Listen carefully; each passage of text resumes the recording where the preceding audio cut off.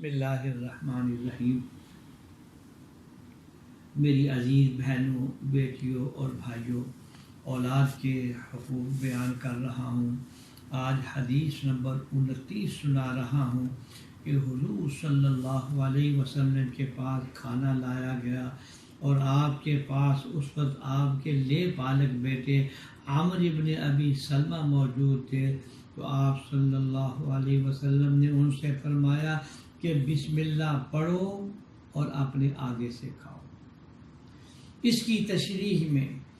حضرت صلی اللہ علیہ وسلم نے جو اخلاق و ادب کا ایک سنہری باب بیان فرمایا ہے کہ اولاد کو تعلیم دو اس بات کی کہ وہ اپنے سامنے سے کھائیں اور کھانے سے پہلے بسم اللہ پڑھ لیں۔ بسم اللہ پڑھ لینے سے کھانے میں برکت بھی ہو جائے گی اور شیطان ابلیس ملعون بھی کھانے میں شامل نہیں ہو سکے گا،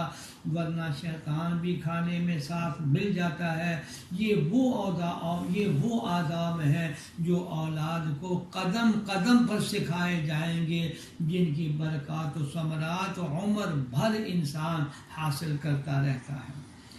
اگلی روایت حضرت ابو ہریرہ رضی اللہ تعالی عنہ سے روایت ہے کہ حضور صلی اللہ علیہ وسلم نے فرمایا کہ بیوہ کا نکاح اس وقت تک نہ کیا جائے جب تک اس سے پوچھا نہ جائے، اور کنواری کا نکاح اس وقت تک نہ کیا جائے جب تک اجازت نہ لی جائے۔ صحابہ نے پوچھا کہ کنواری کی اجازت کی کیفیت کیا ہے، کس طرح اجازت لی جائے؟ آپ صلی اللہ علیہ وسلم نے فرمایا کہ جب اس سے ایجاب و قبول کرایا جائے تو وہ خاموش رہے تو یہ بھی اجازت ہے۔ اس حدیث کی تشریح سے یہ بات بھی معلوم ہوئی کہ والدین کو چاہیے کہ بیٹی سے پوچھ کر اس کا نکاح کریں، اور اگر وہ بیوہ ہو تو اس کا زبان سے کہنا ضروری ہے کہ میں یہاں نکاح کرنے پر راضی ہوں، اور اگر کنواری ہے تو کیونکہ اس میں شرم ہوتی ہے تو اس کا صرف خاموش رہنا ہی اجازت ہے۔ اگر وہ زبان سے اقرار کرے تو بہت اچھا ہے، اور اگر وہ رو پڑے یا انکار کرے تو اس کا وہاں نکاح کرنا درست نہیں ہے۔ اس سے یہ بات معلوم ہوتی ہے کہ جبر اور زور سے نکاح کرانا قطعاً باعث خیر نہیں ہوگا۔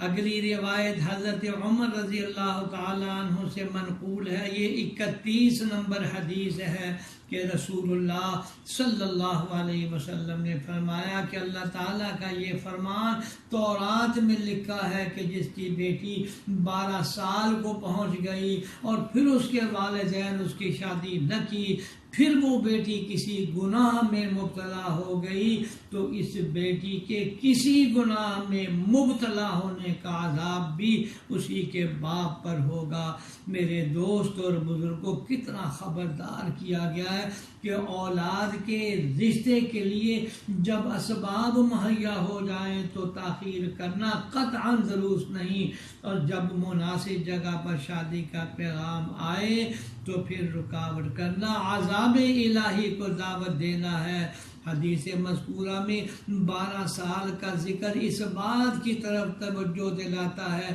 کہ والدین کو چاہیے کہ جب بچی 12 سال کی ہو جائے تو بھاگ دوڑ کرنی شروع کر دے اور 17 سال تک کوشش کرے کہ شادی کر دی جائے۔ اللہ جل شانہ ہمیں ان بچیوں کی صحیح تربیت کرنے کی توفیق عطا فرما، آمین یا رب العالمین۔